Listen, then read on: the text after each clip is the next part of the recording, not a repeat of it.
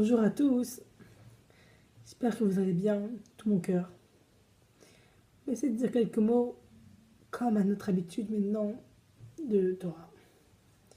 Vous savez, on est en 2015, bientôt 2016, dans une génération, dans une époque compliquée, autant en tant que juif, autant socialement pour tout le monde. Avec les nouveautés comme ceci, par exemple, où les pubs nous disent mieux communiquer, acheter ça. Mais c'est du mensonge, parce que depuis qu'il y a ça, les gens ne communiquent plus. Que font les gens? Alors, je vous imite, hein. Regardez-moi. Voilà, je tapote. Donc, soi-disant qu'il nous a été vendu comme produit qui aide à la communication, ça la nuit et ça la détruit. Bon, en plus, sans parler de cette époque qui est difficile pour Israël, difficile pour le monde, crise sociale, crise identitaire, les nationalistes, les moins nationalistes. On perd un peu nos repères, c'est ce que je veux dire. Bon, c'est pas comme en 14-18, Rabbi Shalom.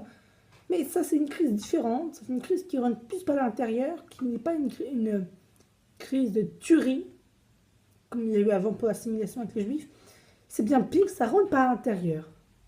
Ça veut dire, ça prend face de la modernisation, de l'assimilation par les écoles, par les idéaux, par les mouvements. Et donc, on perd des Juifs tous les jours. Alors, il faut, nous, par contre, qui sommes dans la Torah, garder des repères stables, qui marchent, et qui fonctionnent, et les divulguer, et les diffuser. C'est pour ça d'ailleurs que je suis sur YouTube, que je publie tout ce que je dis sur YouTube pour diffuser. Comme avait dit, un des repères incontournables et centre de la Chassidut Breslev est la communication. La communication. Mais la vraie communication, pas la communication qui vous tue par l'intérieur, comme avec cette chose-là. Celle qui passe du cœur, qui sort par la bouche. La vraie communication. L'authentique, quoi. Comme vous le savez tous, ce conte de Ravinu, ce conte est le suivant. C'est, il y a une famine, et il y a le Premier ministre qui va voir le roi, qui dit, écoute, sire, voilà, il y a une graine qui va pousser dans notre champ du village, et ça va être une graine de folie, parce que tout ce qui va pousser de cette graine, ça va nourrir tout le monde, ça va être une graine de folie. Tous ceux qui vont manger, et tout le monde va manger, ils vont devenir fous. Alors le roi a dit, et le second a répondu, c'est super, on va diriger un peuple de fous. Nous, aujourd'hui, ne dirigeons pas des fous, mais à l'époque, il disait, on va diriger un peuple de fous, donc on sera toujours au pouvoir, ça va être simple pour rester au pouvoir. Ils s'en foutent, ils n'ont pas d'idée politique, ils n'ont pas de conscience, on aura de l'argent, on aura tout ce qu'il faut. Et là, le président, qui a certainement plus de lucidité que lui répond, écoute mon cher Premier ministre, tu n'es pas si intelligent que ça, et écoute-moi bien. Et écoutez bien tous. Si jamais la population devient folle, alors pour elle, qui sera vraiment fou? Ce sera nous. Parce que c'est la minorité qui est toujours folle. S'il y a 99% de gens qui sont fous, 1% qui ne sont pas fous. Alors pour les fous, ce sera les non-fous qui sont fous. Donc il a dit, moi j'ai une meilleure solution que toi. Mangeons aussi de cette graine. Devenons fous comme tout le monde. Mais gardons un signe distinctif qui nous permet de savoir que nous sommes fous. Pour revenir à l'état normal.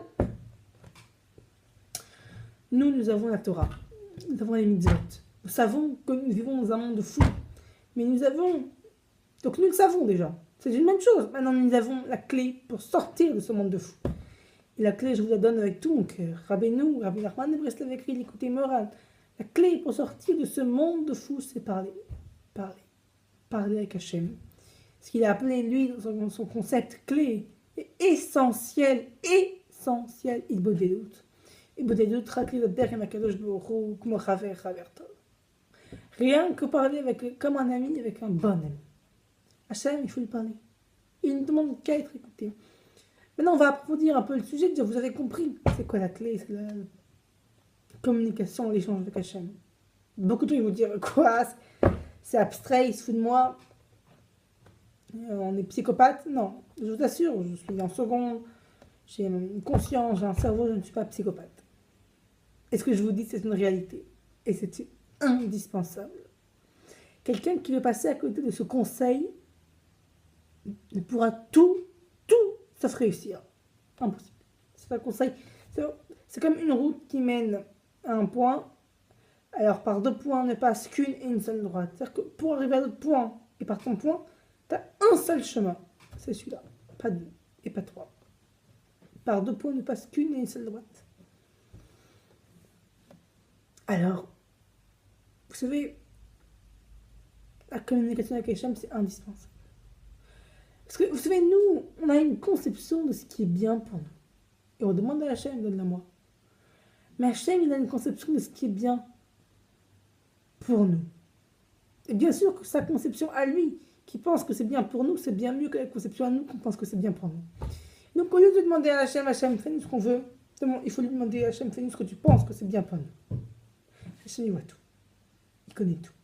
Et il sait vraiment que pour moi, cette université ou ce bac-là, il n'est pas bien, mais ce bac-là, il va me faire que je vais faire ça, que je vais aller en Israël, que ça va m'apporter ça et ça. Et non pas avoir ce raisonnement à long terme. Comme il a dit Moïse, Hachem à Moshe, toi tu verras que mon dos, tu verras pas ma tête, tu verras que la conclusion, mais pas tout le développement.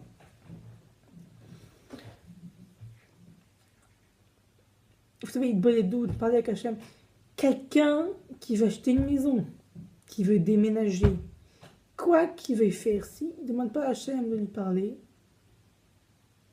s'il ne demande pas à Hachem, est-ce que c'est cette maison-là, est-ce que c'est cette femme-là, est-ce que c'est ce pays-là que je vais habiter, mais non, ça ne marche pas. Et c'est même écrit à tel point que, écoutez, est-ce qu'on fait une bracha pour manger un fruit ou on mange un coup pour faire une bracha à la khadi? On mange un fruit juste pour faire une bracha, et pas l'inverse. À tel point que si toi tu veux épouser une femme, que Hachem veut que cette femme-là, ce soit elle que tu épouses, mais que tu ne lui donnes pas la permission, en parlant et des doutes, ce que je propose à cette femme, ça compte pas, même si c'était elle que tu devais prendre. C'est le point que tout, il faut demander. Comme il y avait un raisonnement de la Gemara, mais je ne sais plus vraiment, je ne connais plus trop. On disait qu'il faut suivre la droite et la gauche, et que à plus forte raison, si un grand racham te dit que la droite et la gauche, tu dois le suivre, et encore plus si un racham te dit que la droite c'est la droite, tu dois le suivre. C'est un raisonnement. Il faut oublier le raisonnement, je me suis plantée. Je ne sais plus pourquoi j'ai voulu dire ça. Ça aboutissait à notre cours, mais peu importe. On ne peut dans aucun cas arriver à un but précis si on ne le fait pas avec Hachem. Pourquoi? J'explique. Nous, on a un niveau. Hachem a un autre niveau.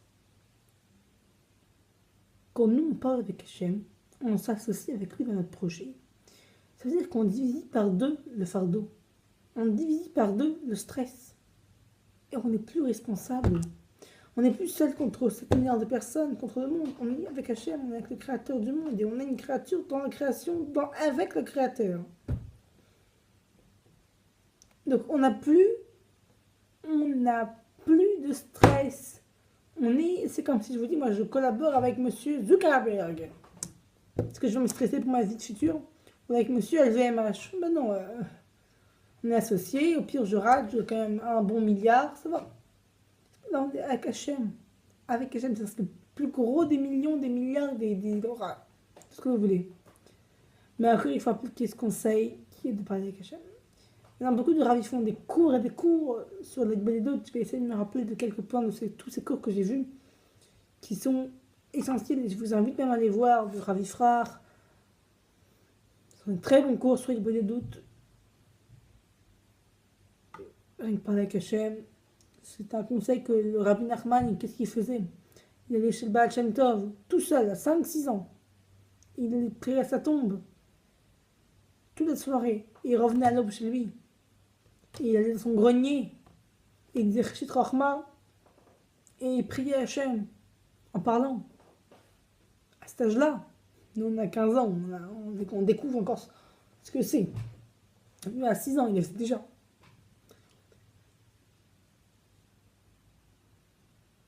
C'est fait, Rabbi Nachman, il dit, je peux vous ajouter cette anecdote, il dit, c'est qu'est-ce qu'il va faire Mashiach Tzidkenu quand il va arriver? Et je lui dis, mais je vous l'apprends, il le dit.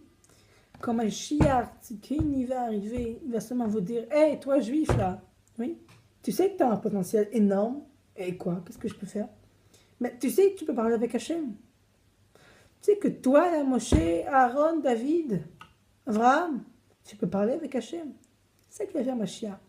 Il va venir voir chacun d'entre nous, il va dire, toi, hé oh, tu peux parler avec Hachem.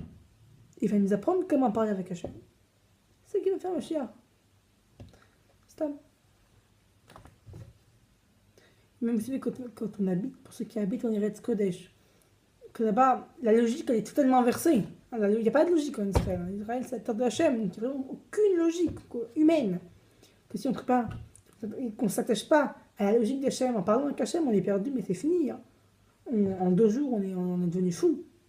Et moi, comme dire Avifra qui habite maintenant à Meacharim, si on voit les journaux, la radio et qu'on ne parle pas avec Hachem, on est mort, on est cuit. Alors, j'espère que sur ce cours de quelques minutes, c'est très peu sur des doutes qui pourraient prendre des cours des jours et des jours, ça a compris un des messages fondamentaux. Et comme vous savez, dans une des vidéos que j'ai publiées dans ma chaîne de Joie de Vivre, le 1er novembre 2015, à 16h à Paris, il y aura 5 minutes pour faire une bonne des doutes, pour parler avec Hachem, et que tout le monde puisse prendre des bons engagements, de bons... Voilà.